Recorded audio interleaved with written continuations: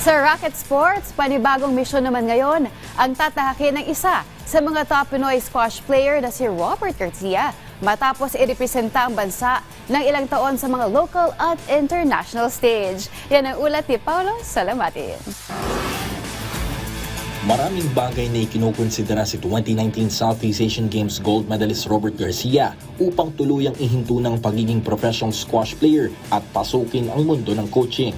Maliban sa kanyang edad na 38, malaking factor para kay na nagpatibay sa kanyang desisyon na tumanggap ng mga coaching offers abroad. Robert Garcia unfortunately will be coaching in China. He's decided to leave the national team.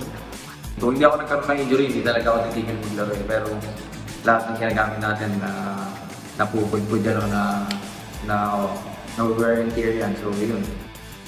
Maliban sa gintong medalyang nasungkit ng Garcia noong 2019 SEA Games, ilang mga local at international competitions na rin ang kanyang pinagharian, kabilang ang mga major competitions gaya ng Asian Games, PSA World Tour at Asian Individual Squash Championships.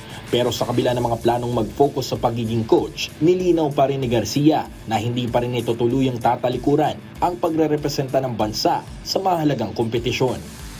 Nalaman pa rin tayo sa bansa. Magko-coach lang ako doon, mag-stay ako doon, mag-training ako doon.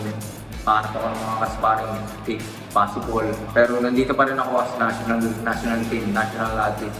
Yeah, he won't be in the national team, but I can always pull him in for major events like the SEA Games next year. Paulo Salamatin para sa Pambansang TV sa Bagong Pilipinas.